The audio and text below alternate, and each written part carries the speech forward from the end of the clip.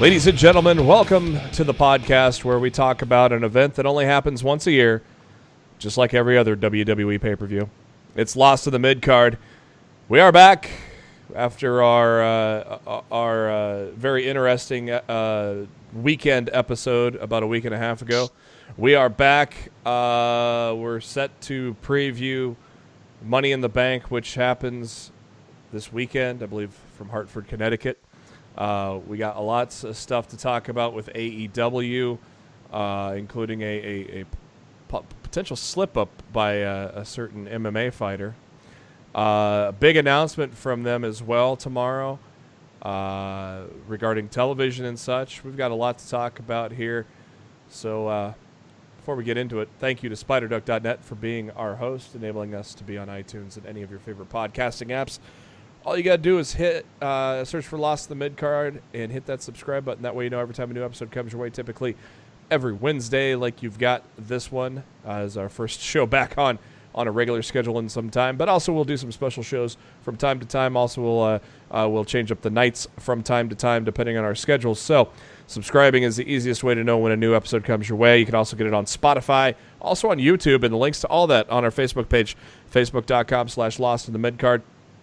It's on our pinned post there, or you can go to our Twitter at LITMC Podcast or on our pinned tweet right there.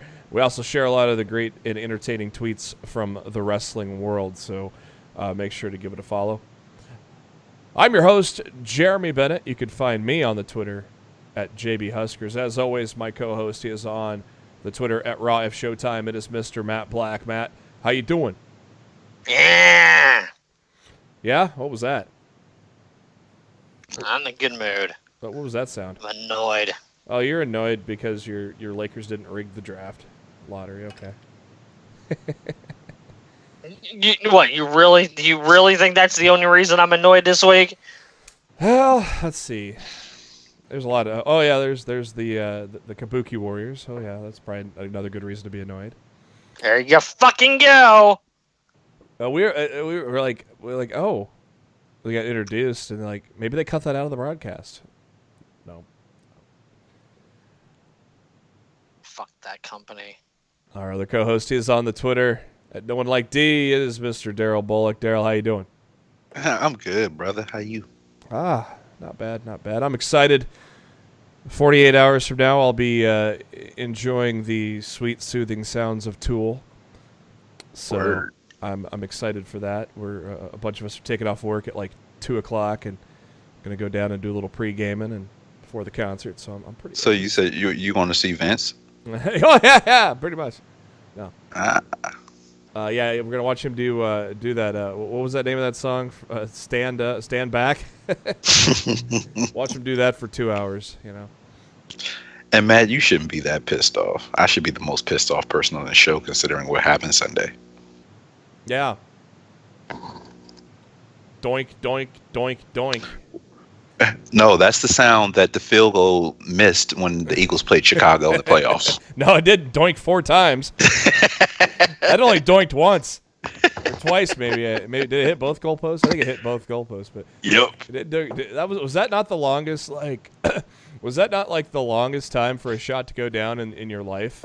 JB, watching I don't want to talk about that anymore, man. Well, you brought it up, so. I know you didn't have to elaborate, dude. Oh well. You really shouldn't have brought it up. They should have brought it up. God damn you, Matt. That's why I'm Lakers... just fucking saying, pal. You know what? Let's talk about some wrestling. God damn it. Let's talk about a company that matters. AEW. Last week's Road to Double or Nothing started with Jericho in Cody's office. That's got to lead to some good things, right? He's checking out all the stuff, reading Cody's little book and whatnot. What do you guys think Jericho's trying to get here? Is he just trying to be a dick on purpose? Because I mean, Cody's telling him thank you. I mean, what else can Cody do? And why is Jericho doing this? Is Jericho just trying to be a dick on purpose, or what do you guys think he's getting at here? Jericho's Of course a dick. he is. Yeah, Jericho's a dick naturally, so you know. It's what he does. He's the best in the world at what he does.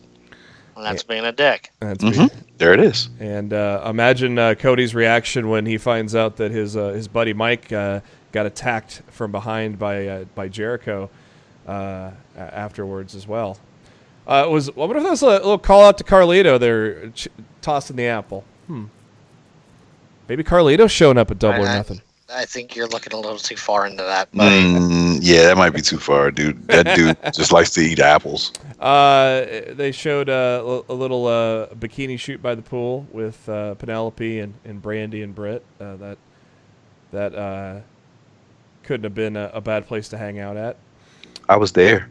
What? Wait, peeping through the bushes? Shut up, Bruce. In spirit.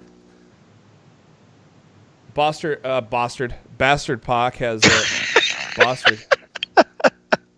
I tried to combine Bastard and Pac and got Bastard.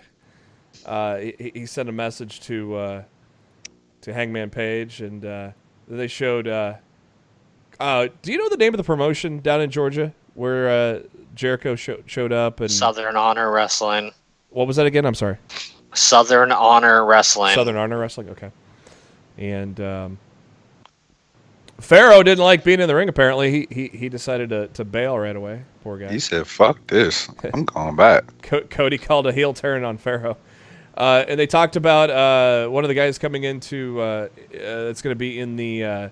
God, what do they call that now? The Casino Royale. Casino Battle Royale. Casino Battle Royale. This dude is impressive. A guy has no legs, but. I think he was first discovered at Joey Janela's Spring Break, and his career's kind of taken off since then. And he was introduced to the crowd as going to be a member of the Battle Royale. His name is Dustin Thomas, and dude could do some cool shit, can he? He's a talented individual for sure.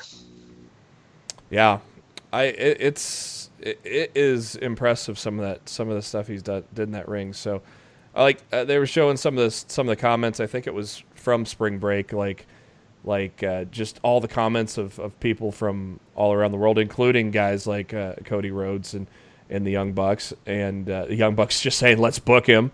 A guy by the name of B+ players at the B+ players on Twitter said, "Oh my fucking god!" When just talking about some of the moves he's made. So, dude's very impressive. I think he's going to have some cool things in store for us at the Casino Battle Royale.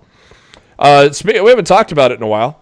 We haven't talked about it really since the rules came out. What do you guys think of the rules? The kind of a revamp of the Battle Royals format. Every 3 minutes, a wave of 5 men enter based on a draw of the cards. And whoever there's 21 men, and whoever draws the Joker gets to enter in last. I kind of like the format that they put together here, guys. You agree? Yeah, it adds a little flavor to it. It kind of gets out of the whole redundancy of regular battle royals. Yeah, it's either every 90 seconds or everybody's in the ring at once to start. I kind of like what they do here with that.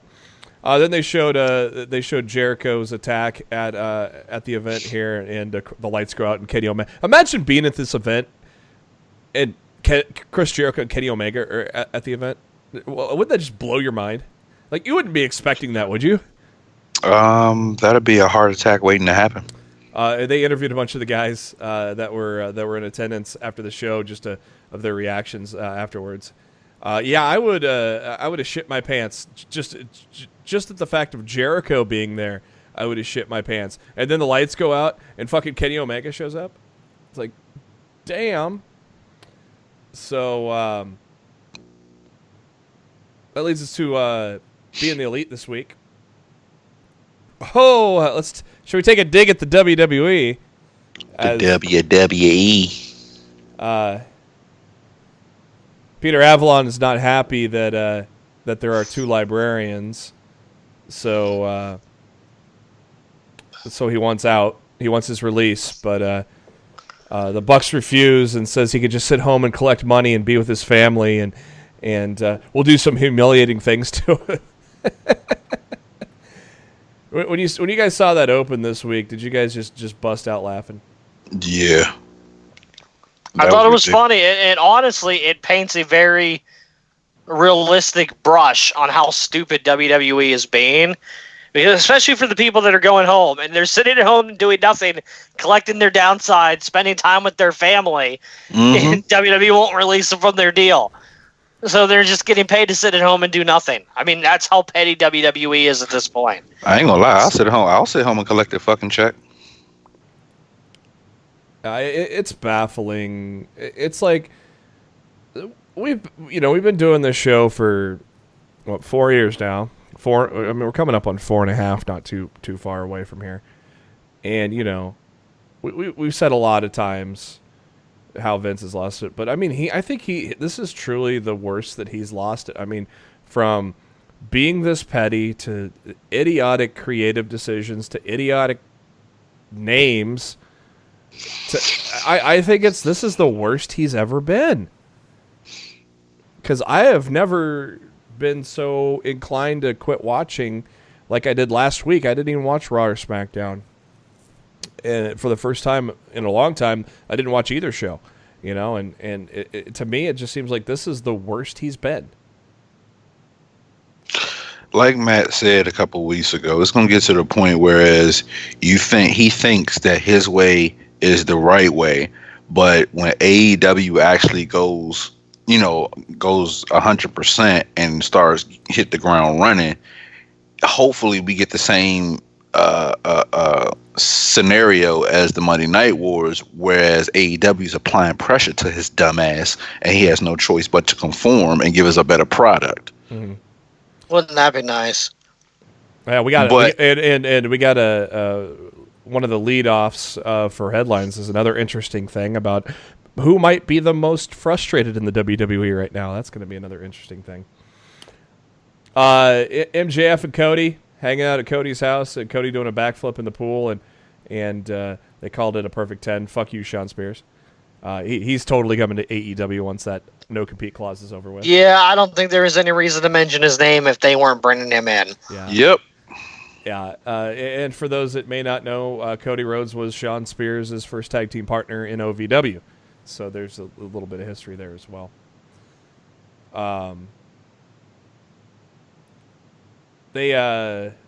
Matt's outside of a restaurant, and Brandon Cutler is getting his card drawn for the Casino Battle Royale, and the Bucks made it very, very specific to not let anyone know what he draws, but then they kind of wanted to know what he drew, because if he happened to draw the ace, that wouldn't be good for business, and they'd have to redraw. I think that was another WWE the Joker card. Yeah. I think it was them basically telling us that whoever draws the Joker is going to be a big deal, and they know that it's something that the fans are going. Whoever has the Joker card, the fans won't be disappointed. Oh, man. Yep. And I think that's basically the way that they're saying it. My throat. And this draw of the cards is kayfabe anyway, so. Oh, my God. My throat is itching. Moxley. Shit. Oh, what? Oh, already? I figured... You really think they're going to put Moxley on the pre-show, though? No. Is that pre-show? Yeah, the Casino Battle Royals on the pre-show. Oh, well, no. It's going to be somebody that's mediocre, but... I don't think it's going to be somebody that's mediocre, because the winner of the Casino Battle Royal receives the first AEW World Title shot at whoever the first champion is. I think Moxley is either going to show up during Omega, Jericho, or Pac and Hangman. I would say Pac and Hangman because of the I said last week, I bring him in during Cody and Dustin. Yeah. So it's kind of, and that's the great thing. We know he's coming. So I mean, sure, Hager may have let a cat out of the bag, but we already knew he was coming. Well, the only reason I say that is simply because you look at who Cody. I think Cody's match is already decided for Fight for the Fallen, right? Say what? Is Cody's match already decided for Fight for the Fallen? pretty sure. I don't remember it off the top of my head, but I'm pretty sure he's booked.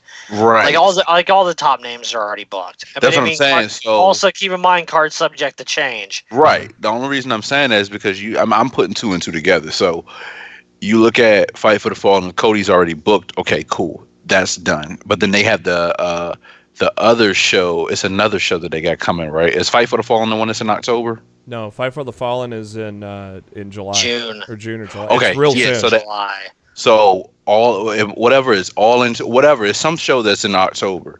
And the only reason I'm putting two and two together is because there's no reason in hell that you're building this Jericho Cody feud, not to put it in. I think it's going to be Jericho and Cody at All Out. And that's what I'm saying. That's around October or September. September, yeah. September. So that's what leads me to believe that Hangman Pac, you put them with Moxley. Yeah. Makes sense. I'm just putting two and two together. I don't know. That match is going to be so good. I don't want it ruined with a schmoz finish. Well, no, I'm not saying interference. I'm saying he comes right up after at the end the of match. The match. Yeah. I don't because have. I would love to see Hangman and Moxley. Their styles are very, very similar. Yeah, I don't see him interfering in a match. I see him showing up at the end of a match, after a match. Brandon Cutler, I love he's calling the Bucks assholes for the whole ribbing of if he drew the Joker. We got the announcement. One of my favorite guys from Lucha Underground. I am extremely happy that he is all elite. Angelico is coming over to AEW. If you've not watched Lucha Underground, check out some of his AAA stuff. I was a big fan of Angelico. They actually gave him a good run too, singles competition there. So I'm very, very, very excited that he's going to be not only at Double or Nothing, but in All Elite Wrestling. Darryl, did you watch Lucha at all? Much? Not too much. I'll catch it here and there. Like I know who was there and who wasn't there. Mm-hmm. And we'll get to it later on in the show, but he's going to be tagging with another great talent in Jack Evans, who is from Lucha Underground, and they're going to be facing the Best Friends. That's going to be a good match. That's going to be a fun match to see with Beretta and Chucky against Evans and Angelico.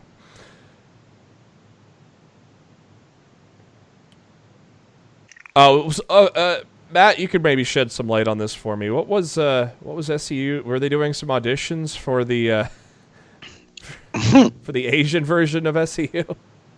It looked like they were. It looked like American. It looked like an American Idol spoof to me. Yeah, it was. Shanghai, China, uncensored. Yeah. Joey Ryan showing Joey Ryan's new shirt. Basically a porno tape. Pretty cool. Matt was trying to show a new move, and Nick obviously missed that move. So maybe that was on purpose. Maybe there's supposed to be a move that we're supposed to see on the 25th. Yeah, they've done that. They've done that 2 weeks in a row. Yeah, they did it twice. With a tag team move and this week a singles move. So they're going to be breaking out new stuff at Double or Nothing. Clearly. Hangman Adam Page has got a package at his front door. It's Michael's secret stuff. What's in that stuff? I think it's very obvious after this week, but I'll let you speculate, and then I'll tell you what's going on. Yeah, the old pressure to be full gear ready. Yeah. Oh, here we go. There's a tweet. I got Matt's thing pulled up here. This week I received a letter in the mail from the bastard along with what I believe to be performance-enhancing drugs. I've thrown the bottle away and wanted to let you know I've never taken a legal substance to get my body full gear ready. I don't know about that. The Bucks in the ring, and they said they're also here to welcome someone to Ring of Honor, and Joey Ryan thought it was him. To Ring of Honor? Or Ring of Honor. Did you really say Ring of Honor? Yeah, I did. To All Elite Wrestling. Yeah, Joey Ryan, welcome to Ring of Honor.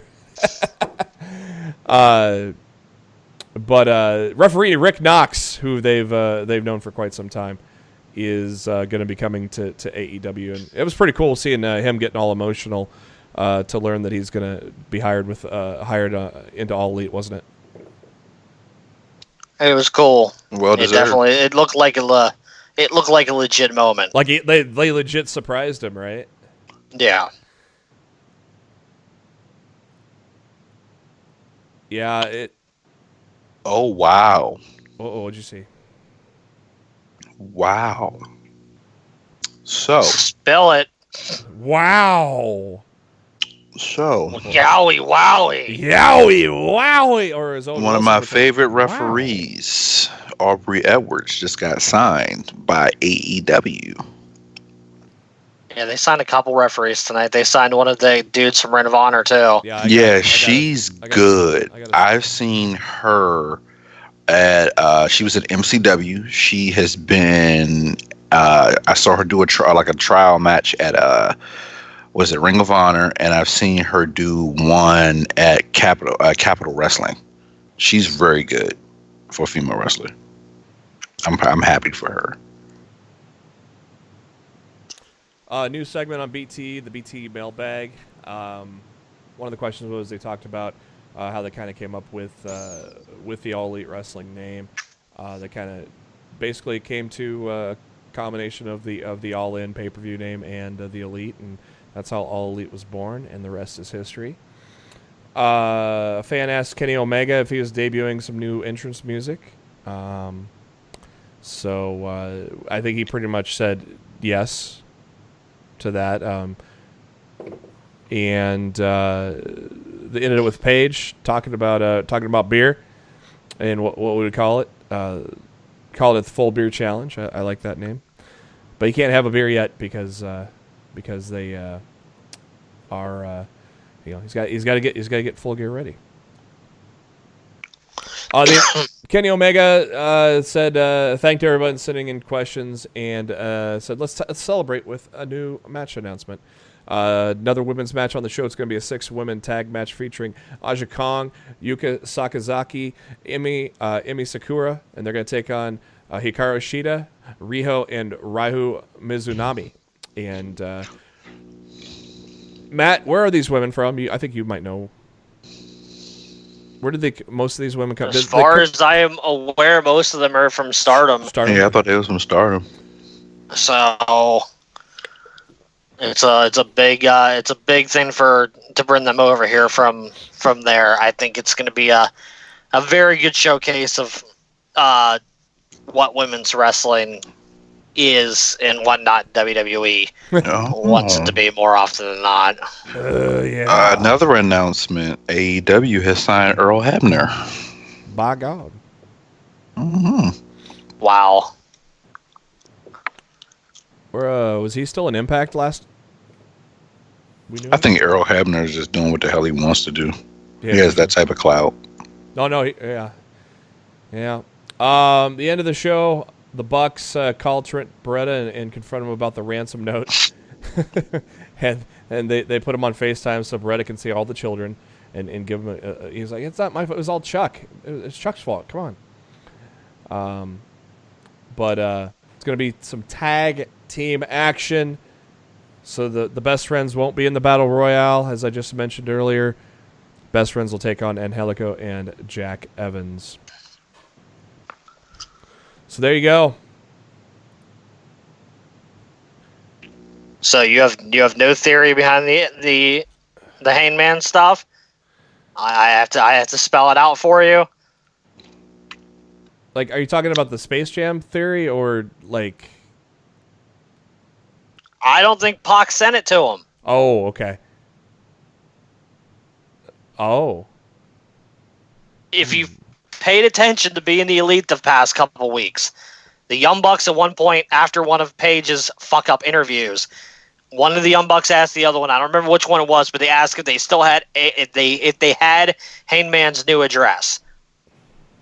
I think the Bucks sent this, and I think it was the Bucks just doing this to get Paige motivated for the full gear challenge. It's going to turn out to just be water all along. It's just going to turn out to just be water, but it was never sent to him by Pac. It was sent to them. It was sent to him by the Bucks. But the Bucks made it look like it came from Pac just to get his ass in gear. Exactly. Gotcha. That's my opinion. We'll see if I'm right, but we shall see. On Ariel Helwani's MMA show, they had Jake Hager, fresh off of his second victory of his career on Bellator this past weekend. And one of the major topics they talked about was AEW. And it almost sounds like there might be something on the table. We listened to the interview before we got on the air. Obviously, Hager could not comment, but it almost sounds like there's some conversation, doesn't it sound like, gentlemen? Yes, indeedy. A little bit. That wasn't all the conversation. Helwani asked, you going to show up in Vegas on May 25th? And he goes, I don't want to step in Jon Moxley's shadow. Uh-oh! Dun, dun, dun! I mean, we all were expecting Moxley to be there anyways, but and the great part is we're all like, we don't know where he's showing up, so it's like we know he's going to be there, but it's still going to be cool because we don't know when he's going to show up, so it's still cool. So Hager accidentally said, oops, and he said it's going to be a great debut for him, but then he kind of backtracked a little bit and made it seem like I hope he's showing up, or I don't know. He didn't really backtrack that well, did he? Not really.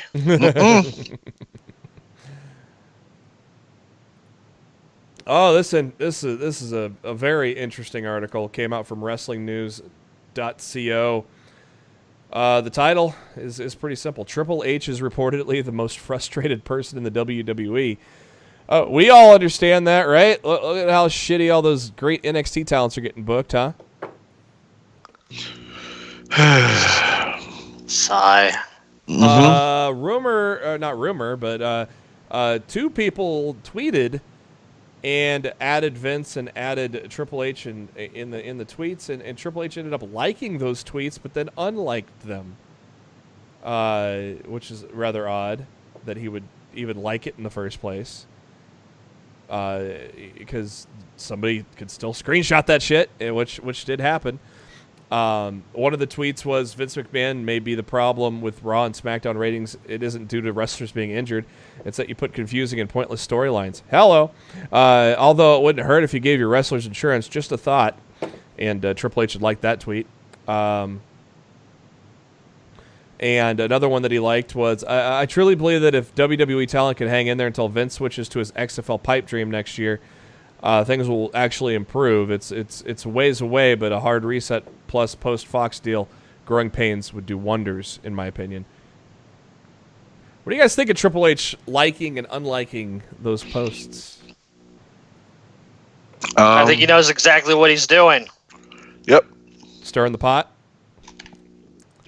Getting people on the internet talking. He's not dumb. He knows that shit gets seen. Yeah. He knows screenshots can happen and will happen. Pretty much Vince needs to just dumb ass down somewhere and go take your wrinkle balls to the XFL and let Triple H make the product better and make wrestling great again, you stupid fuck. Sorry. It's about accurate. Yeah. Some interesting, also within the within that article, some interesting information that came from some insiders in Wade Keller's Pro Wrestling post show, which was after this week's Monday Night Raw, where it made it very clear that the buck stops with Vince McMahon and doesn't look like change is coming anytime soon, which we all pretty much knew that anyways. There is a whole lot of bullet points. We'll go over them and talk about. You guys could just comment on any, just step in at any time on any of these. I planned on it, JB. Yeah. Well, so let's get right on with it. WWE's problems are not the fault of the writers. No one should rip on WWE creative. They have some of the most brilliant and unbelievable cool ideas that I've ever heard. They're writing for an audience of one, Vince McMahon, and never forget that that you are out of here. Matt, I'll let you take that one. It's the exact reason why so many people don't want to work for that company. Especially in a creative aspect, because it doesn't matter how smart you are and how good you can book professional wrestling. If you're not booking for dumbass old man Vince, then it doesn't freaking matter. Like I've often joked on the show that I wouldn't last a week up there, and honestly, it's not much of a joke. It's honestly fact, because I just wouldn't roll over and let Vince just do whatever he wanted. Yeah. And I'd call him on his bullshit, and I know it would get me fired. But it's ridiculous, man. This insider goes, the most frustrated person in the back every single night's Triple H. He'll always take, especially the NXT guys, under his wing, and it looks like he's consoling them. It looks so much like he's the most frustrated person in the building every single night. And he should be, because you get these people that are built up to be absolute greats in NXT, Asuka, Bayley, Sasha, the list goes on and on and on, and Vince just fucks them up. Well, it's a little bit of that, and the fact that you got people like Ricochet, or when Alistair was Tommy, and who've made their names in the indies to come over to WWE, and the reason why they became professional wrestlers in the first damn place, to come over to make a better living for themselves, and it's because what they love. And you have fun in NXT, and then you go up to the main roster, you get excited. It's like getting a promotion at work. I'm about to make more money, I'm about to get more exposure, blah blah blah, whoop whoop, and you get put into situations where your worth is not, you're feeling worthless. You know what I mean? Like, you've done all that you can.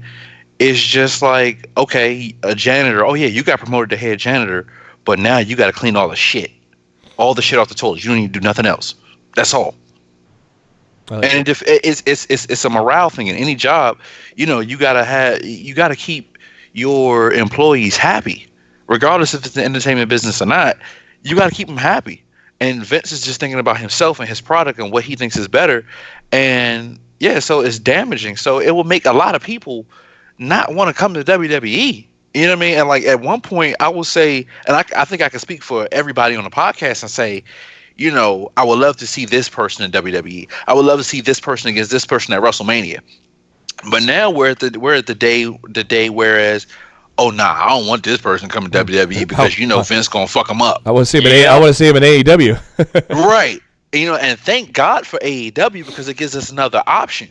You know what I mean? As far as what we're gonna watch, and wrestlers are running the company to the degree of they're going to know what's good for wrestling. Like, you're not going to see, oh, well, Cody's going to put himself as the first AEW champion, or the Bucks are going to be the first tag team champion, etc. You're going to see what's best for business because they started off as wrestling fans first, and they know what we want. You ain't going to see all the executive vice presidents as heels. Right. You know what I mean? It's like, why even come to WWE is it just for a buck? I mean, me personally, I'm not going. I didn't get my job because I want more money. No, I'm not going to sit there and be miserable. I got to get up and still go to work the next day and be like happy at work, because I'm spending the majority of my time there. And that's the same thing with WWE. It's going to get real fucked up when nobody wants to come there. People are just going to stay in NXT. And I think we said it on the podcast before. NXT needs to be its own brand, because if they were to go to the main roster, they would get like fucked up. You had some legit talent that came from NXT with the expectations of them moving up, and they were going to be great talent. The Ascension, the Revival, Ty Dillinger. Come on now, like Tyler Breeze, right? And they all good talent. You know what I mean? Like I will say this, and I'm going to end it at this right here. And I'm glad you said Tyler Breeze and I said Ty Dillinger. I went to WrestleMania 2 years ago for the first time, and when I went to TakeOver, the only entrance I really gave a shit about was Ty Dillinger. That 10 at NXT. You guys know that entrance right there was one of the livest fucking entrances in NXT. Tyler Breeze when he fought Jushin Thunder Liger, one of the greatest matches in NXT. And now we have to just sit back and just watch them on main event, or getting released for the company. I mean, at least Tyler Breeze is kind of going back to they're NXT they're not wanting to release anybody right now. Well, not just wanting to leave the company, shall I say? Yeah, at least Tyler Breeze is going back to NXT a little bit more, so that's a little better for him. But yeah, and like I said, the only way that these new talent are going to flourish is if they expand the NXT role a little bigger. You know what I mean? To the degree of, make it its own entity as far as to the same level as the main roster. Because it's still going to be considered under Vince, not everybody else, not us real wrestling fans, as developmental. Yeah. I'm sorry, I digress. I had to vent.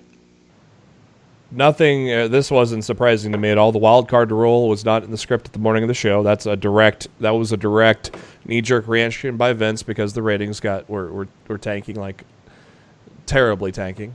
So he's panicking. Yep. What do you guys think of the wild card rule? By the way, it fucking sucks. Yeah, it's like you can't tell who's who, and you don't know who was. It happened right after the shakeup, so you don't know who the fuck is where. I said it on Twitter earlier tonight. Like they could say that the brand split is still ongoing, but as far as I'm concerned, the brand split is dead. Yeah, it's like I've seen so many people on Twitter saying, I don't know who the fuck is what brand anymore. So that's basically saying the brand split's dead too. Yeah. I will literally take one of your hands if I saw Vince, one of your arms, and slap the shit out of Vince with it just because of that dumb shit. Yeah. Like it's obvious that he's panicking. It's so obvious. The Superstar shakeup changed week to week, and it didn't pan out how it originally was laid out months prior. Everything changed because Vince just decided to change it again, panicking. There's a lot of turnover with so many people backstage quitting or being fired. We've talked about that on the show. I mean, Road Dogg, Dean Malenko, Arn Anderson. That's just the high-profile guys. So. This could be the reason why SmackDown sucks lately. SmackDown and Raw writing teams are now doing the same for both shows. They used to be separate, but they changed after the shakeup. That completely explains why SmackDown has gone down the shitter, huh? Well, it's definitely not the same quality show that it used to be. Nope. And I thought that was because Road Dogg stepped down, but I mean, now we really know the reason why he stepped down to begin with, most likely. Problems in the WWE are not creative's fault, and Vince McMahon is the one person who deserves the blame, and we've basically said that for about 2 hours last week. You'll get zero argument from me. I mean, it all starts and ends with him, and that's the problem. Everybody else, Vince would prefer to point the finger of blame at everybody other than himself, when in reality, all of WWE's problems right now are due to him. Vince wants suggestions from everyone, but it never gets on TV. 99 out of 100 times, you can come up with an idea for Vince, and it won't be used. Shocking. I got a suggestion for Vince. Go away. Go fuck himself? That too. The entire creative team has pitched to have Raw and SmackDown look completely different with different production, different ways of shooting things, etc. McMahon shot that down. Which I don't... Shocked. I'm so shocked. Why produce the same type of show 2 nights in a row? Because he ain't got no fucking sense, and you can't fix stupid. Something else we already knew. Vince McMahon. Damn, pal. Vince McMahon doesn't keep track of what's going on at the NXT. He maybe watches TakeOver. I don't even think he watches that. I think the only time he ever sees a TakeOver is when he's backstage at the show. I don't even think he's really paying attention. They say all Vince does in his life is watch WWE and works out. He's not aware of things going on in the real world. I think we mentioned a couple months ago about the loaf of bread thing, didn't we? Yep, Bruce Pritchard talked about that. Yeah. I was about to say something real crazy. I had to catch myself. I'm sorry. No, don't catch yourself. Go right ahead. Nah, I don't think you want that type of Darryl on the show. Ruh-roh. Says who? Would you like that type of Darryl on the show, Matt? I don't know, man. If he's warning you, you might want to just let him go. Okay. Where am I at now? I lost my place. Oh, writers say there's no chance of Vince stepping down. Yay. Well, there's always cardiac arrest. A woman I praised on Twitter last night for who I've said has impressed me a lot this year was brought up. Dana Brooke has been the hardest worker for the last 3 years. She goes to the performance center, shows up early, helps set up the ring, gets in the ring so she can get better. Creative will pitch something for her, and she gets nothing up until recently with Money in the Bank. Well, and which she only got because Sasha's sitting at home. True. Pretty much. Yeah, I guarantee you, if Sasha was still on TV right now, Dana would not be in that match. Yeah. Could you imagine if they let Sasha out of her contract tomorrow, where the fuck she would go? We know where the fuck she would go. We don't even need to imagine. That'll be the Dummy, biggest yeah. That'll be the biggest acquisition to date. Well, they'd have to wait 3 months for it, but Bigger than SmackDown acquiring Elias? Oh my god. Yeah, exactly. I purposely think JB's saying shit right now just to piss you off. That's because JB knows I'm a loose cannon. God damn it. I was fully expecting Gorilla to show up there for a minute, but every time obviously they've been few and far in between this year, but every time Dana Brooks either cut a promo or been in the ring, she's impressed me this year, and she impressed me again. Honestly, she works hard, dude. Yeah. Like I've watched her, like from what that article says. Plus, I watched her on social media. Like her and I guess I don't know if you guys know, but her boyfriend is Enos Cantor for the Trailblazers, and they're working out like every freaking day. Like I'm not talking about like just lifting weights, CrossFit, all that shit. Mm-hmm. If you've seen the difference in her in the past year, her body is so lean right now. Yeah, like she's working. You could tell she's working. The insider offered to tell Wade Keller off the air some cool steroid lines that were never pitched or used. I would love to hear that. One writer was heard as saying, "We're all working for Dana Warrior, and it's really awkward." Oh my god! Oh my god! Oh boy! Oh boy! Look, if there's one thing I will give Vince credit to, is what he does for the widows of his performers. There are a lot of widows. I'm just saying. A lot of young widows too. It's not what I meant. I had to freaking make it. I couldn't even give him a compliment without you making it dirty. I'm not making it dirty. I'm making it the fact that so many young people have died in this business under Vince. I'm not making it. I wasn't making it dirty at all. I was making a fact of all the deaths, people gone too soon. Okay, JB, whatever you say. Oh, I don't know what did you think I was saying? Exactly. You did not have any clue. I ain't saying shit. The WWE Fox... I do know. Well, I do have a fucking clue, you son of a bitch. No, you don't. I'm just not saying it on the fucking air. Exactly what I said was what I meant. WWE Fox contract prohibits Fox from moving the show to FS1 even if the ratings drop. Oh, that was probably a Vince writer in the contract, don't you think? Shocked that they were smart enough to get that included. One writer is very close to quitting because he is so unbelievably unhappy.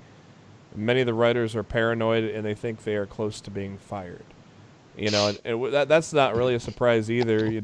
We were talking about the whole thing with Pat McAfee and one of the former announcers and how everybody's on eggshells because Michael Cole's a dick, because obviously that trickles down from Vince McMahon. So it's such a toxic atmosphere because it's of all one person. Gee, who is that? Jeez. What the fuck do you have a creative team for if you're going to shoot down every fucking thing? Oh. Yeah, it doesn't make any sense. Oh, fucking Jerry Jones of the whole wrestling world. I wish this was on camera. When Neville walked out, there was a crazy shouting match, and he flipped out on Vince McMahon, and that was the last time they saw him. The writers praised Neville for being so easy to work with. I have a plan. So what I'm going to do is I have plenty of leave at work. I'm going to apply for the creative team, and I'm going to go to Stanford. I'm just going to show up the first day and just tell Vince to kiss my fucking ass, and I'm going to try to slap the shit out of him, but I'm not going to actually hit him. And then I'm just going to quit, and then I'm going to go back to work. I would almost just say, I would almost play along for a month and then just all of a sudden just drop truth. Oh, no, I just need a day just to tell him how a fucked up individual he is. I just need a day. That's it. Actually, I don't even need a day. I need an hour. What's the record for hired and fired in this company? Honestly, I'm going to go for it. I'm going to give myself 13 seconds to say as much as I can derogatory to Vince McMahon in his fucking face and call it a day. And then I'm going to treat you guys out to drink because I'll have some type of paycheck out of it. For 13 minutes? Maybe.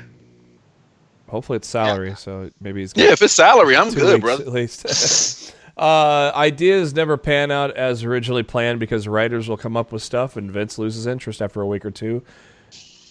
And he used Mojo Rawley as an example. It wasn't like this week the first time he's been in the ring. They did this shit on Main Event a couple weeks ago. Oh. It's about as impressive there as it was there. Who watches Main Event? Kids. Somebody.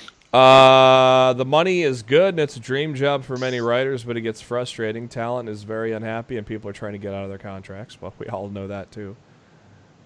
Revival. The writers say Bruce Pritchard is a pleasure to work with. He's a funny guy, but he's not even getting through to Vince either. Stephanie, Shane, and Triple H have tried to talk to Vince, but it hasn't worked. He's not even listening to them. What do you do when you're in that situation where your dad or your father-in-law is your boss? Like, what is he going to do, fire you?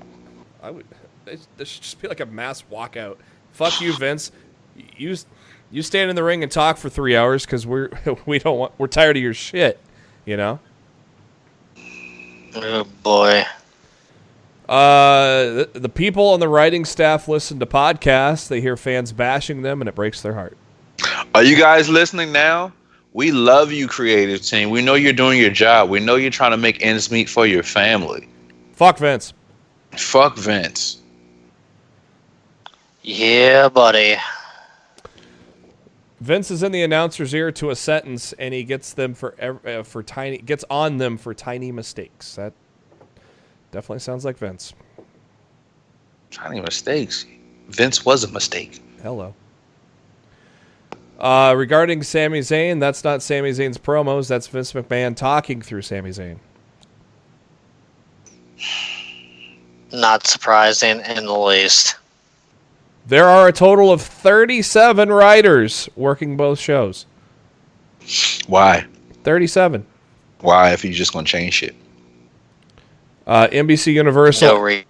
NBC Universal and Fox both want the top stars.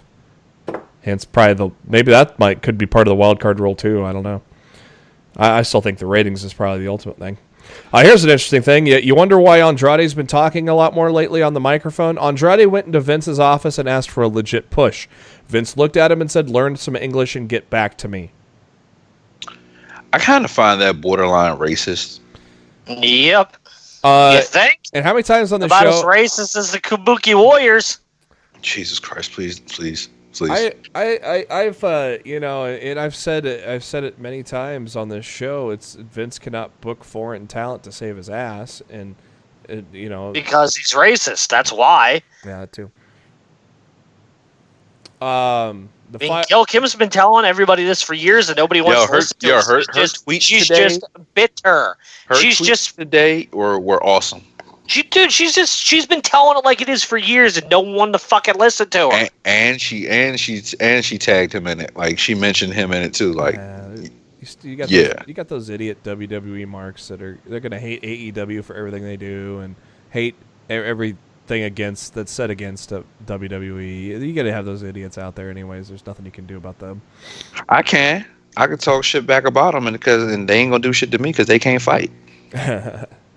Firefly Funhouse stuff is all Bray Wyatt's idea. Bray is described as an absolute genius, and he helps other wrestlers with their promos. He's one of the best guys in the locker room. That's what you should. That's what you're supposed to do. Yeah, he's doing the right thing. I had a 10-minute conversation with him on the phone when SmackDown was in town here. Buddy of mine was at the bar with him and goes, "Hey, I got somebody for you." Passed his phone over, and it was fucking Bray Wyatt. So I was just sitting on my couch talking to Bray Wyatt for 10 minutes.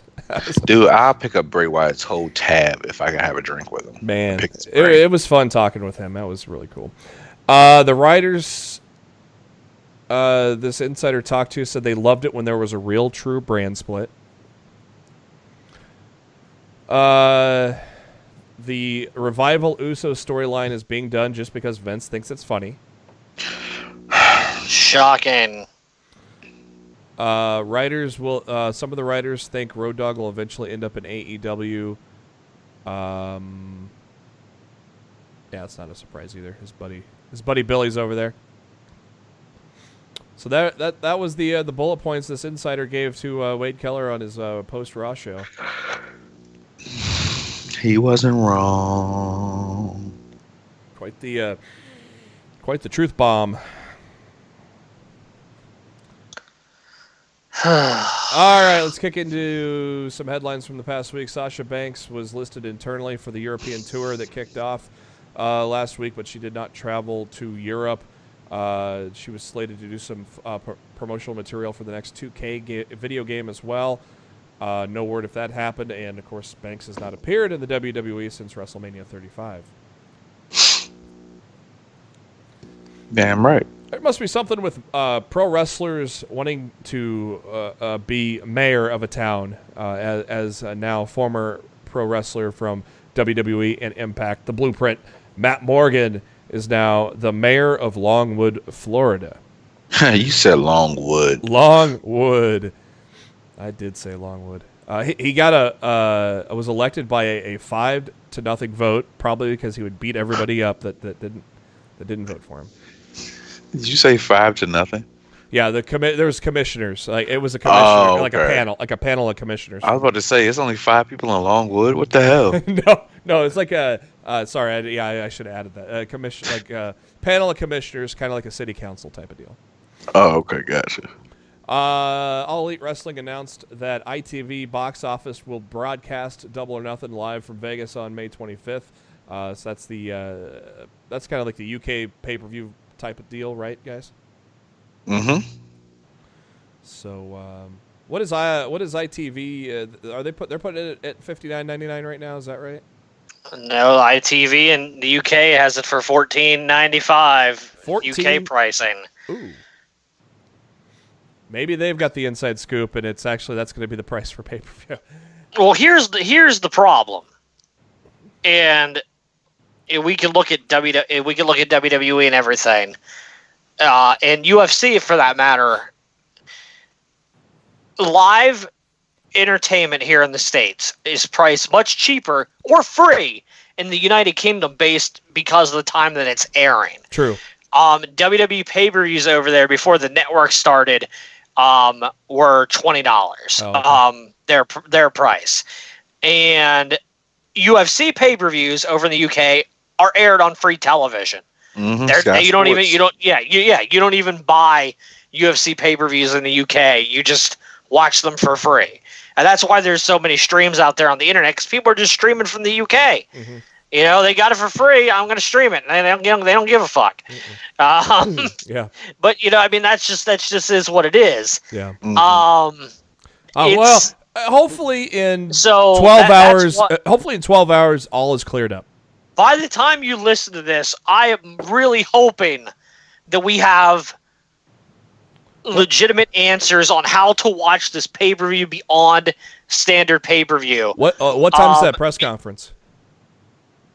Everything points to 9 a.m. tomorrow morning, Eastern time. Okay. So we should know early tomorrow morning, which is by the time you guys are listening to this, by the time this is out and available for consumption, it'll already be past that. I do want to make it clear to anybody that's listening, if something big, if there's a lot of big news coming out of this AEW announcement on Wednesday, if there's enough that we feel we can do a mini, 30-minute show out of it and get in there and dissect all things, potentially AEW and TNT, and the ways to actually watch Double or Nothing beyond the standard pay-per-view format, we will do a bonus show to be determined date later on this week to run down all that information, because we don't really think it would be fair to sit on that for a week when we're already going to have more than enough to talk about the week following, just talking about the build-up of the show itself. Like, we feel this information could technically be big enough for like a bonus show. So if you hear all this big news and you're looking to hear our thoughts, you probably won't have to wait very long. Let me just put it that way. I think I've spoken for everybody on that. So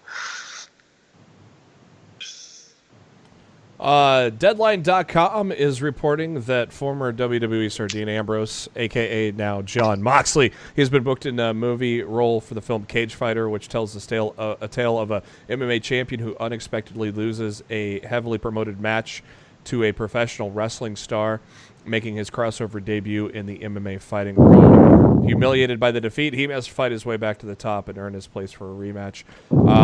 The film is currently in pre-production. The film also stars Josh Herdman, Michael Jai White, Gina Gershon, also MMA stars such as Anderson Silva, George St. Pierre, Dan Hardy, Tyron Woodley, and Alexander Gustafsson will be featured in the film as well. Christian is an executive producer for the film as well. Did not know. You in a wind tunnel over there, D?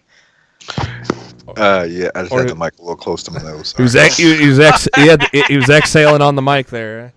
All right, I was just like, "What the fuck is that?" But I can hear it in the background where Jamie's talking, so I knew it wasn't him. Major League Wrestling has restructured the deal with Selena De La Renta, locking her in with the company for several more years. As part of the deal, she'll be working with the front office. She's already been serving as a liaison for MLW in Mexico with talent negotiations, and she'll also be learning the production end of the company. The girl's 22 years old, and she's already doing herself some business in the professional wrestling world. So it looks like she's going to be further cemented in there with MLW. Speaking of MLW, how about a little Davey Boy Smith signing there on WWE Network this week? He had a great Bret Hart impression. Yeah, we'll talk about that a little bit here, a little bit later on.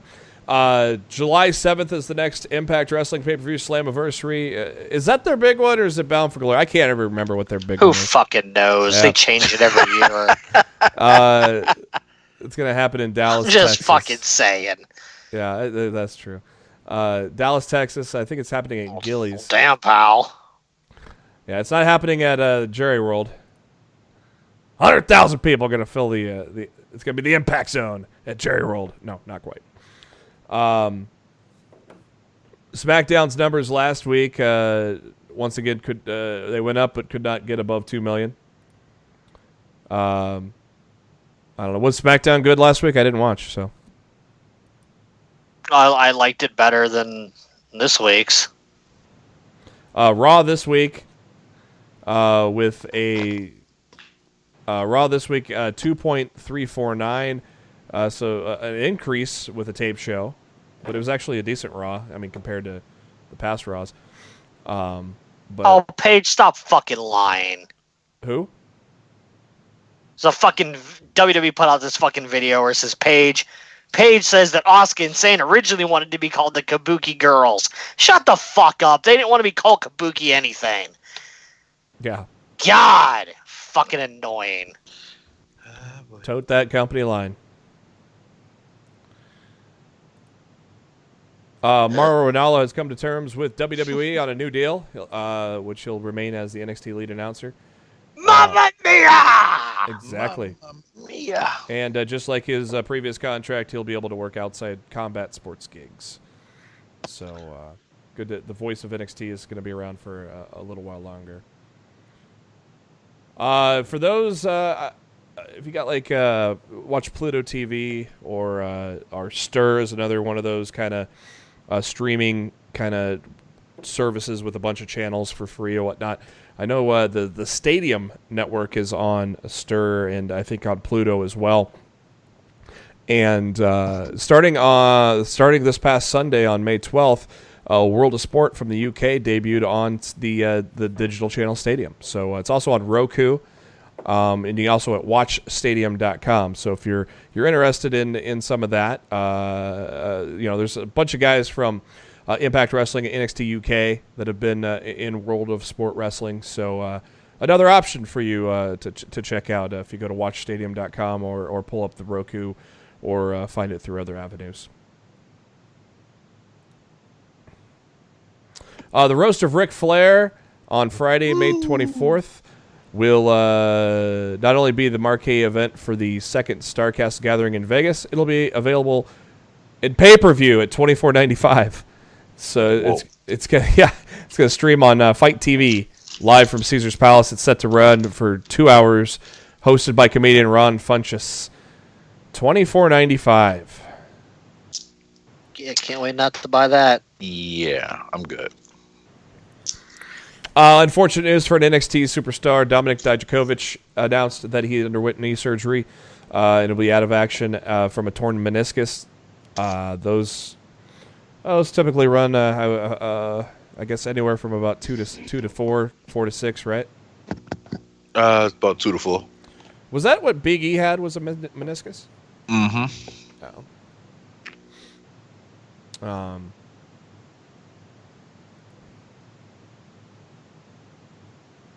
All Elite Wrestling announced on May 8th that they have hired former ECW and Ring of Honor champion Jerry Lynn. He'll work for the company as a producer. I think that's a tremendous get. Can you imagine if you get guys like you got Jerry Lynn, and if you can get guys like Road Dogg and Arn over too, and which is feasible, don't you think? I mean, Arn's got ties. You got to have ties with Arn and Cody. And obviously, you got the ties with Road Dogg and Billy. That's a feasible production or producer group backstage that is pretty damn good, isn't it? Oh, well, you saw Arn signed up for StarCast immediately after he was gone. Immediately. All right, Darryl, you wanted your chance. Here it is. WWE has a job posting for writer's assistant for main roster television. The writer's assistant will support creative writing team in all aspects of the writing process. Your key responsibilities will be, at all times, pay close attention to detail. Sucking Vince's dick. Yeah. And also fondle his balls at the same time. Take detailed and accurate meeting notes. Listen and follow directions and execute said directions in a timely manner. Basically, listen to what Vince says and do what he says. Participate and take notes in a high-level creative meetings with the chairman of the company, SVP, and lead writers of the creative writing team. Distribute notes from all meetings to necessary departments to ensure communication amongst all departments. Take initiative and communicate clearly and concisely with all lead writers, and other departments. Make me. Take initiative? Okay. I would chill up. I would take an initiative and say, Vince. I would take the initiative and slap the shit out of him and take off running right after that. Type and distribute scripts, promos, and formats. No. Perform clerical tasks such as transcribing, copying, and printing documents. Also, you're a secretary, too. You're right. Oh, it is a writer's assistant. So, yeah, basically, I think it's a secretary. Flunky. Yeah. Coordinate with other departments within the company, such as props, talent travel, such as props. Yeah, Vince can coordinate this dick. Shut the fuck up. Anticipate the needs of the department. Well, they need a better fucking. They need a better. The job description should just say, like you guys said, suck Vince's dick and fondle his balls. Don't do shit else. Don't even pitch a goddamn thing. Just wear a WWE t-shirt to work and call it a day. I love the last bullet point. Perform miscellaneous tasks as assigned and needed. As assigned. That would be the dick sucking part. Pretty much. And I like how Steven Fernandez from PW Insider posted, if you have the guts to take on that position, click here. Stupid fucks. Oh my God. Man. Like, why? Why? Do you think your company's that great where people want to work? And when you hear it, it's a toxic environment. Like, come on, dude. I know. Really? Come on, man.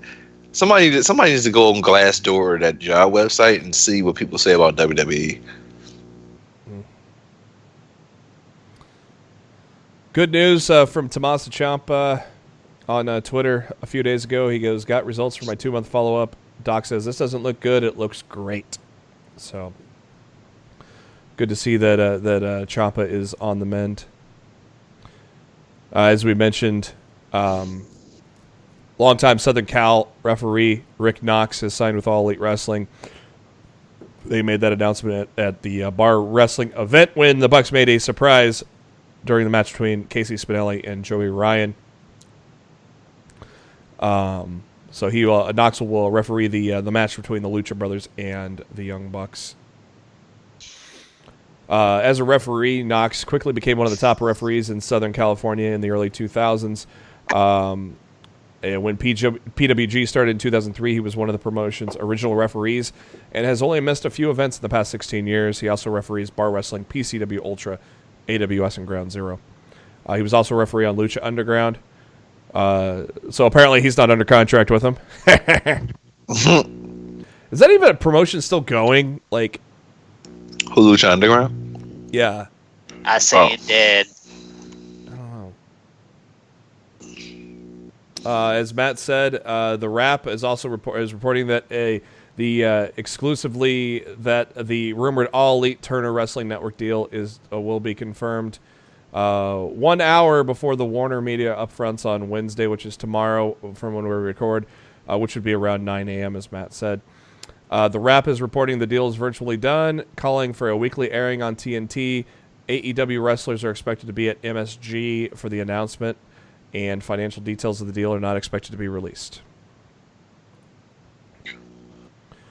Rhino's first post-WWE booking has been announced. He will be in WrestlePro in Rahway, New Jersey. That'll be on September 14th. He'll be signing before the show and competing as well. Rhino's WWE deal's up in July, so basically after the old 60 or 90 days, then Rhino can start working. Former WWE star Adam Rose announced that his retirement match is going to be against also former NXT superstar Bull James at Florida. Who cares? At Florida's Atomic Revolutionary Wrestling in June 14th. Fucking Rose. Also, I think in his pre-fight interview, Jake Hager said he expects to be ready to fight for the Bellator heavyweight title sometime in 2020. He needs some challengers first. I mean, that guy he fought last weekend was just like a average Joe off the street, wasn't it? Job squad shit. It's this fucking company. All right. I read a thing about Vince's failures from Dave Scheer last week on the show. This week I'm going to read something from the other side of the coin. Which also talks a lot about Vince's failures, but focuses a lot more on AEW. Dave from PW Insider put out an article here a few days ago titled, "Whether it's a huge success or colossal failure, All Elite Wrestling has the potential to shake the foundation of professional wrestling and the WWE." As the Wrap reported today, by this time next week, All Elite Wrestling is expected to have announced that they have a deal with TNT to air their product on a weekly basis starting in the fall. One would also expect at that time that they will announce that May 25th Double or Nothing pay-per-view will stream live via Bleacher Report, which, like TNT, is owned by Warner Media. No terms have been announced as to what the financial arrangement for the new show will be. Maybe it'll be a pay-to-play deal. Maybe AEW will get a small rights fee to start out with the chance to have a stipend grow if the audience for their product continues to hit a certain number. From where we sit as wrestling fans, it doesn't matter to us one way or the other. What matters is what's starting in the fall. AEW will have exposure on a cable network that is a peer with USA. They won't be on Spike, Destination America, Access, or Pursuit. They'll be on TNT, which only finished 2 slots behind USA in last year's top 10 ranking of cable networks. Now, don't get me wrong here. At some point, the bottom line will determine how long AEW sticks around. That's just the way business works. If it doesn't start making money by a certain point, the plug will be pulled, just like it will be on Vince's XFL if it fails again next year. But the point to make in the here and now is that the Khan family, who are extremely wealthy, have the resources allotted to allow their fledgling promotion legitimate chance to find an audience and grow. And now they will be on an outlet where there is potential to reach a lot of viewers. They will be, much like the WWE when it goes to Fox in October, in a position to be a part of a larger overall sports synergy, which should be a great help to them. With the WWE at its lowest point creatively since before the Attitude Era, we can all agree to that, right, boys? Hard to argue. This couldn't have come at a better time for disgruntled wrestling fans.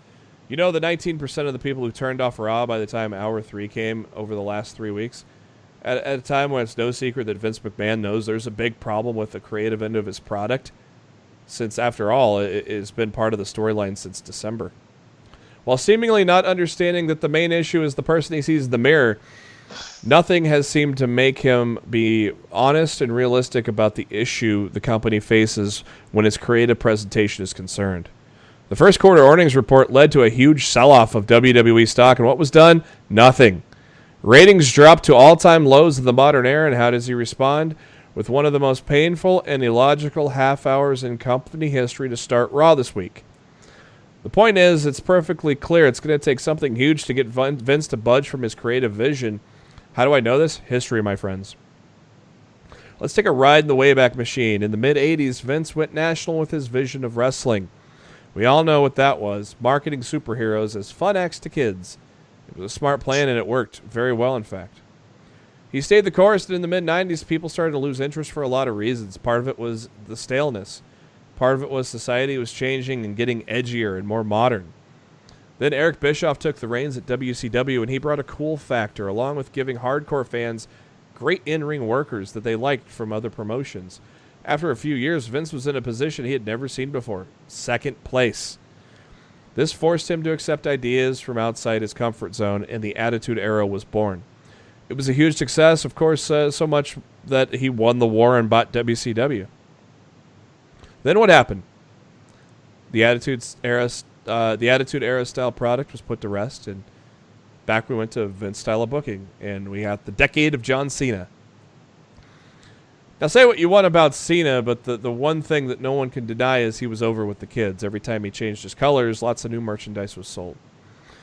The creative that accompanied him robbed a lot of the adults the wrong way, but it was successful with the kids. Vince had someone at the top that worked with his vision, so things stayed strong overall, and it put WWE in a position to get great TV deals that will start later this year.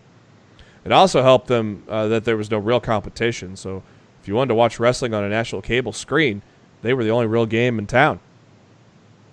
But as Cena got older, the fan erosion started, and as he wrestled less and less, it continued. Now that they are bringing in very low audience numbers because Vince doesn't have a Cena or a Hulk Hogan, maybe he has a Tom McGee, Matt. I don't think so, Tim. He doesn't have a Cena or a Hulk Hogan to be the focal point of his vision. His presentation just comes across as same old, same old.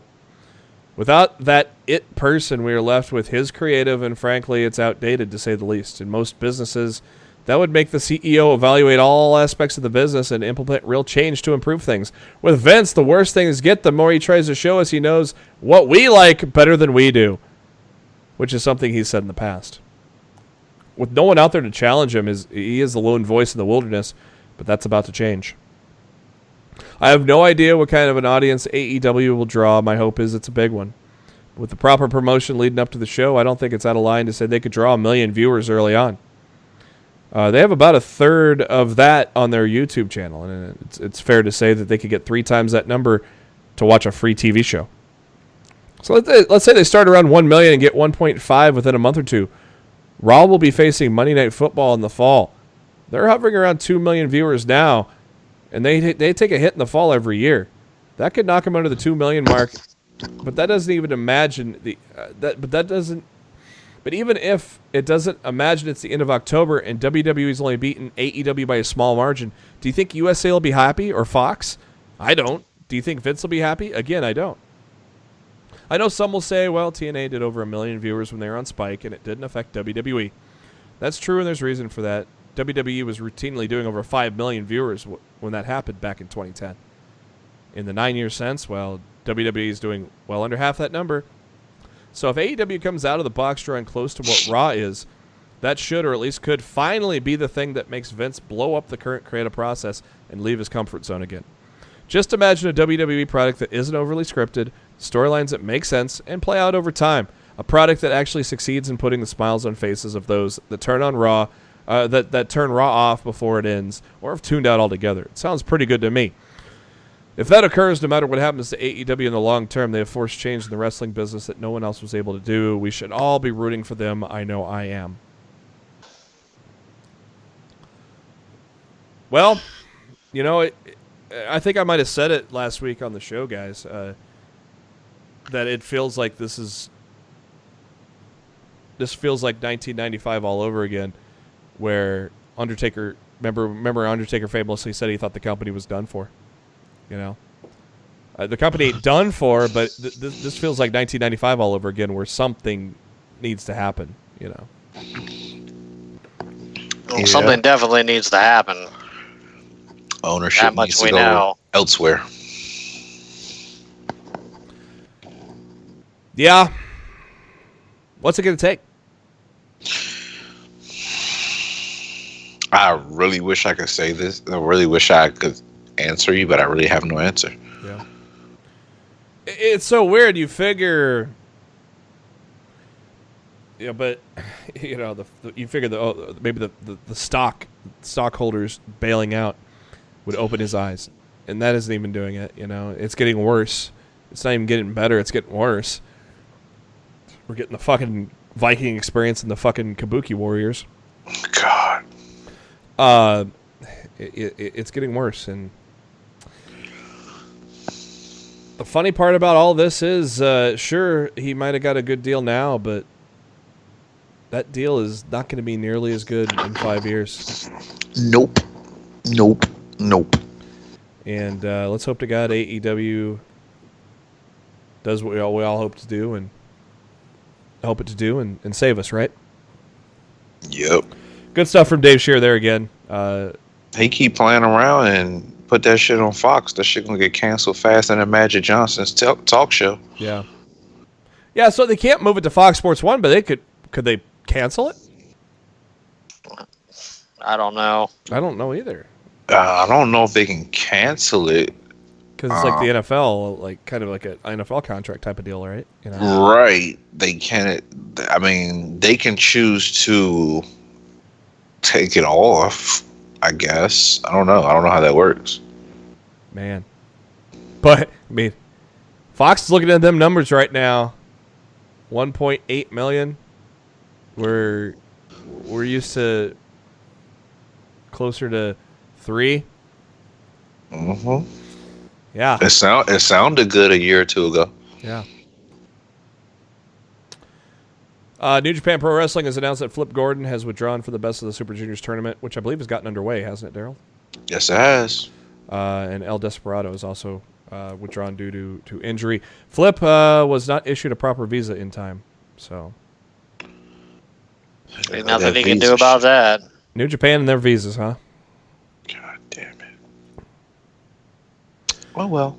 Lars Sullivan came out and apologized for racist and homophobic comments that he made on message boards at bodybuilding.com between 2003 and 2007. So obviously, you know, if you say it on the internet, it does not go away. And a lot of outlets picked up on the story, and it came out just today that Sullivan was fined $100,000 and required to complete sensitivity training. But yet he was still on TV tonight. So shit, you be on TV. You gotta be on TV to pay that goddamn fine. True. Shit. Oh, insensitive ass. At the end of the month, Kofi Kingston gets to return home to Ghana as, hopefully the WWE champion still. We'll see if we all agree on that at the end of the show with our Money in the Bank previews. But there's going to be a 4-day visit from May 30th to June 2nd. So accompanying Kofi will be the WWE crew who's shooting a documentary on Kofi as well. So after Monday Night Raw this week, they released a documentary on about a little half-hour documentary on what was called the Holy Grail of Lost Tapes when Tom McGee took on Bret the Hitman Hart. It was an untelevised match. It was a tryout match for Tom McGee in Rochester, New York. Tom McGee was basically from Stu Hart's dungeon. How interesting was it that Vince was already trying to find someone to replace Hogan in '86? Gotta always have your backup plan. That tells you. Yeah, how nice would it be if he was smart enough to do that now? It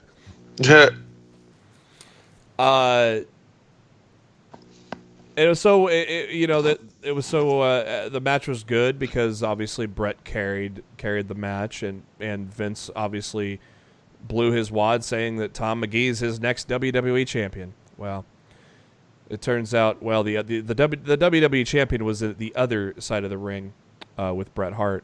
And Darryl, did you get a chance to watch this documentary? No, I haven't. I saw you guys talking about it, but I haven't had the chance to sit down and watch it. Yeah, it was good, wasn't it, Matt? Yeah, I enjoyed it.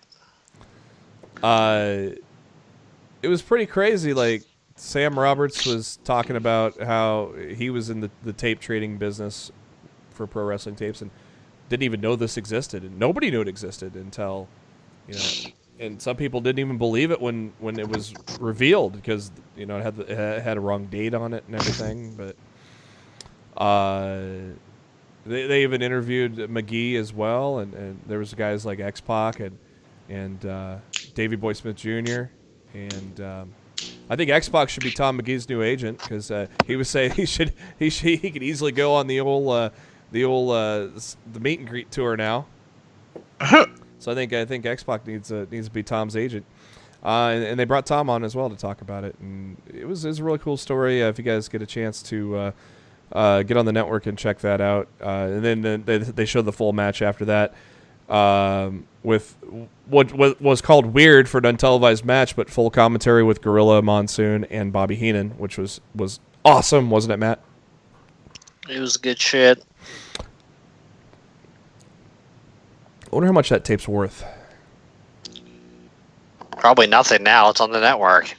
Nope. No, I mean, the tape itself, it's got to be worth something, though, too. That physical tape, that's like the only one that exists of it, I guess. But if you watch the WWE Network on some certain devices, you will not be able to watch it anymore starting on May 21st.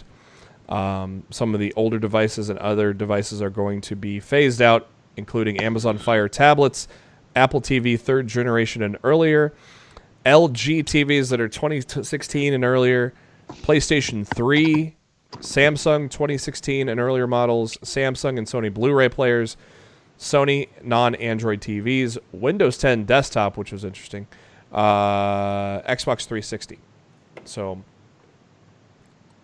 there'll be a few devices there that you'll no longer be able to watch the network on. Well, WWE Hall of Famer Kurt Angle. Looks like he kind of let one slip on the old WWE Collector's Edition, didn't he, Matt? Oops. Post a picture on Twitter. My first time signing 10,000 autographs at one time. Wonder how long this will take. And, of course, if you zoom in close enough, you can see WWE and 2K's logo. Some sad news occurred earlier a couple of days ago. Lucha legend Silver King passed away while he was wrestling in London. He was only 51 years old. He was competing against Juventud Guerrero, and Silver King had hit a clothesline on Guerrero, and then King did not get up the mat after a long time. Referee checked on him, and unfortunately had passed away. A lot of the wrestling world had a lot of kind things to say about the Lucha Libre legend. So it was kind of a sad deal there to see what happened there.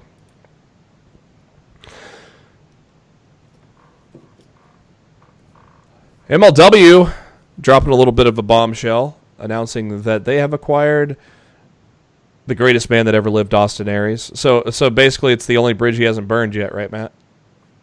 Pretty much. Austin Aries is likely to debut at the Waukesha, Wisconsin event, which is Aries' hometown. It'll be on June 1st. And so it'll be his highest profile television appearance since departing Impact Wrestling in October of 2018. How long is this going to last? 3 days. Until they make him job. Exactly right. Mauro Ranallo kind of confirmed on Twitter of why Percy Watson was absent from NXT's tapings. He has left the WWE to pursue other endeavors. And Mauro put, my man Percy Watson, he's class personified. His commitment to growing as an announcer was commendable. He will excel in any future endeavor. Thank you for being a great broadcast partner. And I believe Beth Phoenix joined Mauro and Nigel, right? Yep. Did that new set of tapings start with last week's episode, or is it tomorrow? I don't know. I think that might be tomorrow, maybe. I don't remember. Yesterday morning, Becky Lynch and Seth Rollins broke the internet as they officially announced that they're a couple. A lot of signs were pointing towards the fact that they were a couple. You saw them sitting together at the Hall of Fame and such and such and such. And as Becky was getting into it with Beth Phoenix, Beth decided to bring her man into it, and so she was wondering if should she get her man into it, and she tagged Seth Rollins, and so Seth goes, I guess I'm allowed to post this now, as he posts a picture of the two of them kissing after Seth won the Universal title at WrestleMania. Matt gets his wish when the WWE returns to Saudi Arabia on June 7th. WWE Super Showdown, Undertaker, Bill Goldberg. That will hopefully not suck. I think it'll be fun. Yep. The event's also going to feature Randy Orton against Triple H and a 50-man battle royale where you can get a belt that means nothing and a trophy that means nothing. Where everything's made up and the points don't matter. Yeah, yes, Drew. Thank you. Just ask Braun Strowman about that. So with Jack Evans and Angelico taking on the Best Friends, and also the six women tag match, we officially now have this type of card for Double or Nothing. Chris Jericho, Kenny Omega, Cody against Dustin Rhodes, the Bucks against the Lucha Brothers, Adam Page against Pac, SCU against Sema, Linneman and T-Hawk, Kylie Ray, Nyla Rose, and Britt Baker in a triple threat, and the over-the-budget Battle Royale, which will include wrestlers such as Sonny Kiss, Kip Sabian, Brandon Cutler, Ace Romero, Glacier, Brian Pillman Jr., Sunny Days, MJF, Joey Janela. That's a pretty damn good card, isn't it, boys? Yes, indeedy. Can't believe it's only 11 days out, man. So here we are talking. Believe it. Here we are talking about, what's Fox thinking right now. And The Wrap recently did an article where they talked to Burke Magnus, who's the head of programming for ESPN, who passed on acquiring SmackDown. They said no. It was quoted on saying, we did talk to WWE during the process a month ago. Took a hard look at it. We're obviously big fans of them. We just went into the business with them on XFL indirectly, Magnus said. But we just couldn't find a fit for it, primarily based on schedule. As you know, those properties are 52 weeks a year live. I'm proud to say that we have a pretty good problem, which is we can't clear anything 52 weeks a year live. We have a pretty full portfolio, as content as it is. And when asked if there was any consideration on having SmackDown off-season, since a full year of weekly programming was possible, He said, not specifically, but we looked at all kinds of conversations to try to make it fit. It just didn't work. We parted ways, and they got a good deal with their new partners. We gave it a good try. Yeah, it's kind of hard when you got like NBA, Major League Baseball, all sorts of stuff. You know, especially on Friday. Friday's a big NBA night for ESPN. Mm-hmm. You know, it's kind of hard to kind of have SmackDown go on there.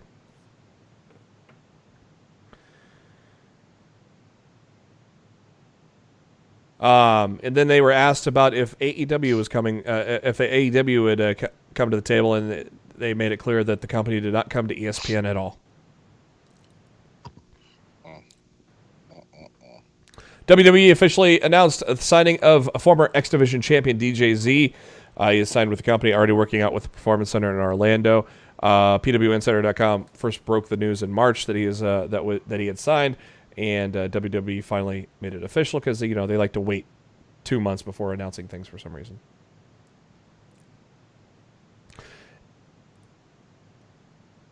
And Big Show is going to be joining the cast of Sci-Fi's Van Helsing. They're going to do a series based on that. I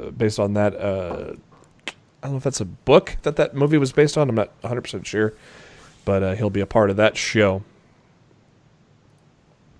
And AEW has signed yet another referee, Paul Turner, from Ring of. Paul Turner's been in Ring of Honor since they debuted in 2002, and so that's a pretty good get there for the AEW team for referees. And you said they got Earl Hebner too, huh? Yeah, they're stacking up the referees. That's for sure. Yep. Yep. So, briefly talk about Raw and SmackDown this week. Raw was, would you say Raw was better than average? Well, it felt better than SmackDown felt tonight. Yeah, didn't SmackDown just kind of feel boring as fuck? I said that on Twitter earlier. It was just kind of there. What do you guys do you guys like the Miz and Roman Reigns kind of as an odd ally type of deal? I mean, obviously it's not going to be a long-term thing, but what do you think of those guys working together to fight the man? No, I'm not talking about Becky Lynch. Yeah, it's okay. I really like Miz's promos lately, and that's like the one thing they've done right is turning him how they've turned him babyface. That's like the one thing that they've actually done right.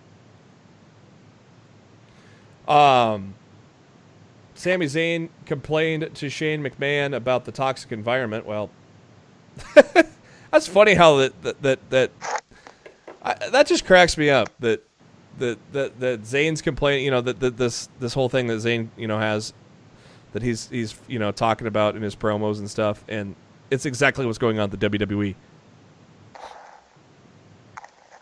It's like, does this shit just go right over Vince's head or what? It is Vince after all. Yep. Strowman and Zayn are going to have a match for the Money in the Bank spot. Matt, have you heard anything more on Strowman? Like, we saw his elbow taped up and such. There's any other? I heard he's got some kind of injury, but he's gonna try to work through it. That's all I know. He seemed to do quite a bit of work at the end of the show on Monday. It didn't seem like he was really holding back. Didn't seem like that, did it?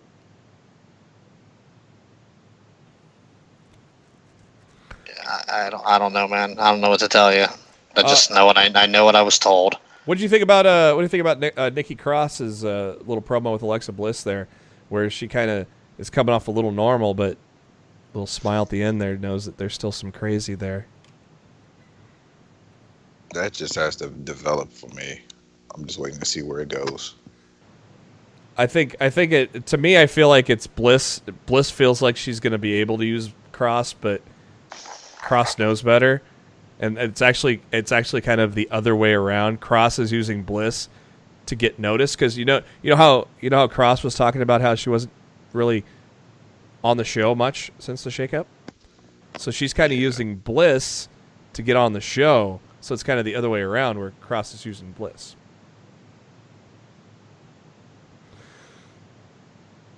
There was a contract signing because Vince loves those for some reason. Corbin beat Ricochet in a decent little match there. Fatal 4-way of the Raw women's competitors for Money in the Bank, which was won by Nikki Cross. Maybe should they just put Nikki Cross in the match as well? Make it a 9-woman match?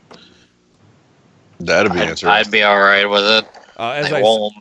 As I said before, Dana Brooke also with a nice showing in that match as well. Probably the highlight of the night would have been Cesaro and Rey Mysterio. Wouldn't you guys agree? Yeah. That was a pretty damn good match. And then we got the Revival. Apparently no embarrassing for them, thank God. Jesus Christ, those last 2 weeks were the epitome of us being pissed off. And then the Firefly Funhouse.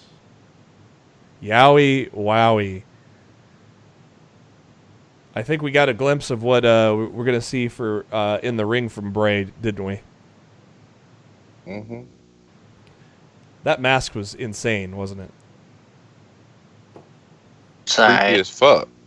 Apparently, I saw on Twitter Tom Savini, who has done numerous work with horror films. His team did that mask. So, yeah, that's scary. I saw a lot of people on Twitter. They were a little scared there. And then we got Sami Zayn defeating Braun Strowman to get in the match. So now Zayn is officially in Money in the Bank. Of course, a lot of help from Drew McIntyre and Baron Corbin in that match. But tell you one thing though, I mean it was a pretty decent match at the end of Raw. That's one thing WWE's done pretty well this year is those kind of no DQ fights. They've done really well. I think they've done a good job with that. And seriously, was there anything good on SmackDown except for the end? Honestly, I'm having a hard time thinking of anything that I. Did you guys like the end of it at least with Kofi and KO?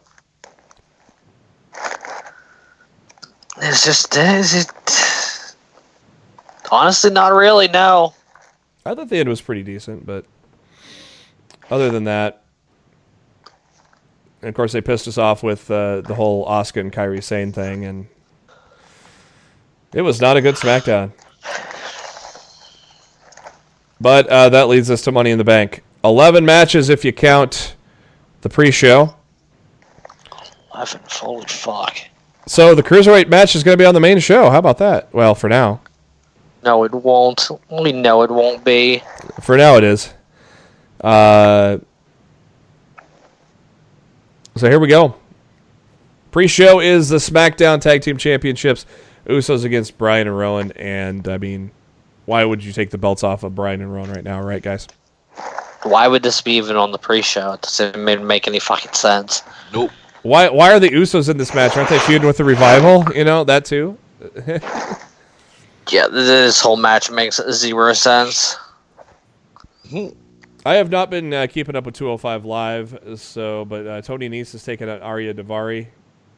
Yeah, I haven't seen 205 Live since Ms. and Mrs. came back.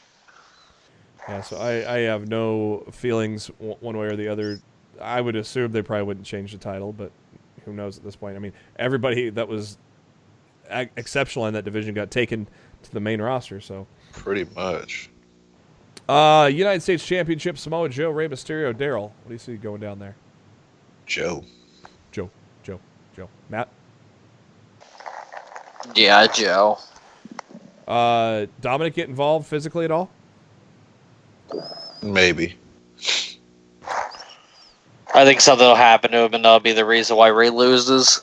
Yeah, I'm going to go with Joe there as well.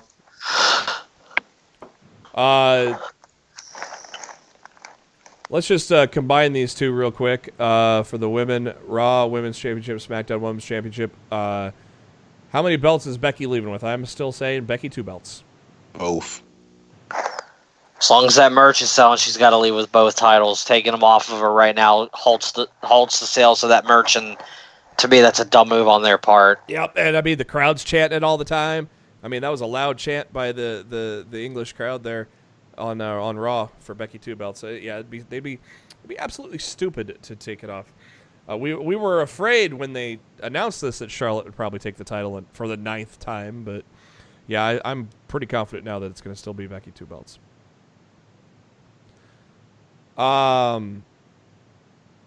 Universal Championship, Seth Rollins, AJ Styles, Matt.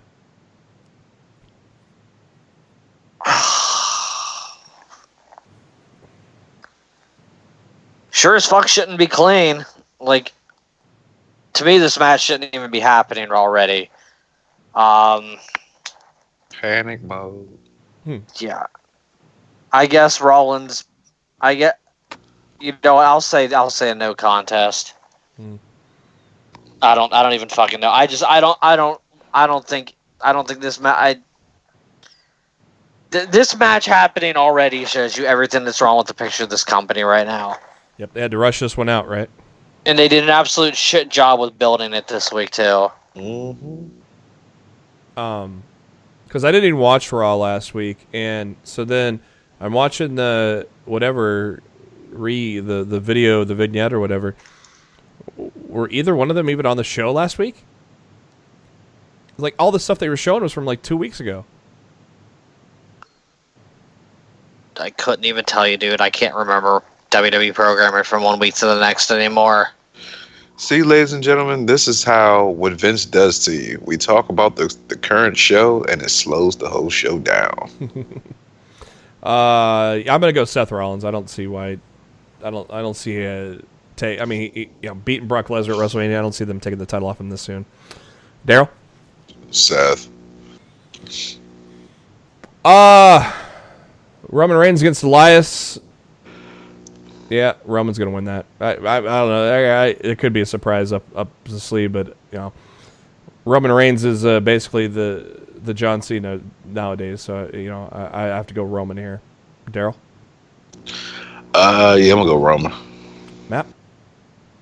Roman. Steel cage match: Miz and Shane McMahon. Darryl. I'm going to go Shane McMahon. Matt. They can't lose. Miz can't lose 2 months in a row. Miz needs to win. Yeah, I fully expect Miz to win this as well.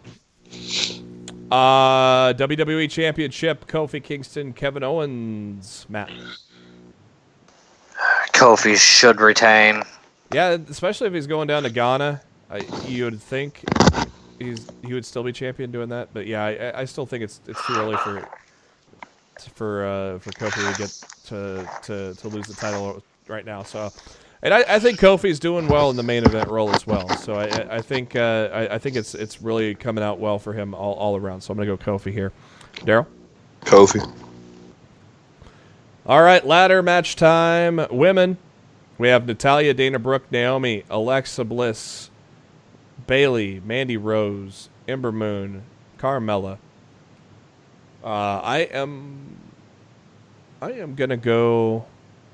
This is a tough one, but I'm gonna go with Bayley. Darryl. I was thinking the same thing. Bayley. Matt. Mandy. I just think Bayley. I don't know. Bayley makes a hell of a lot of sense. And we got the men. Sami Zayn, Ricochet, Drew McIntyre, Baron Corbin, Ali, Balor, Andrade, Randy Orton. Sami Zayn's an interesting factor, but it's so obvious that Drew McIntyre is going to win this. Sami Zayn might be a deep sleeper on this, but I still have to go Drew here. Darryl. Drew. Matt. Drew. And that's going to do it for this edition of Lost in the Midcard. Thank you to SpiderDuck.net for being our host and enabling us to be on iTunes at any of your favorite podcasting apps as well as Spotify. All you got to do is hit the search for Lost in the Midcard, hit that subscribe button. We know every time a new episode comes your way, typically every Wednesday. Also, we'll do some special episodes coming your way, as Matt said earlier in the show.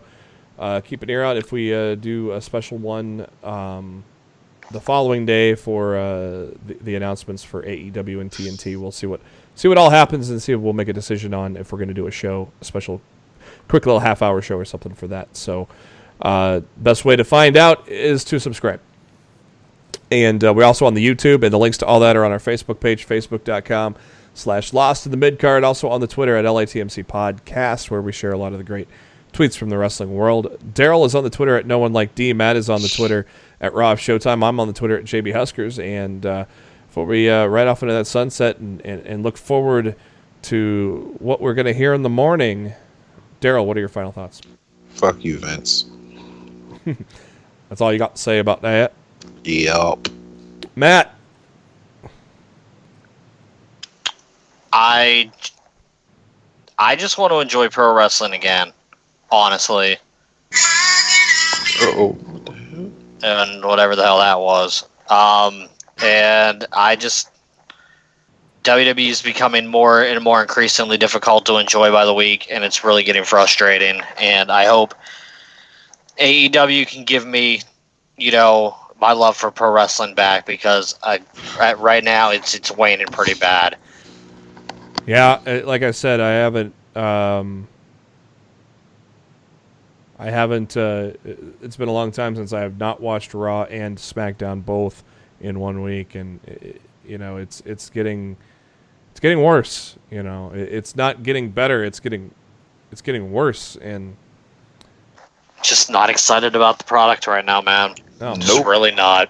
It's like it's so hard to fathom with all this evidence in front of you of shit going down, and you still continue to make it worse and worse and worse and worse, and it's baffling.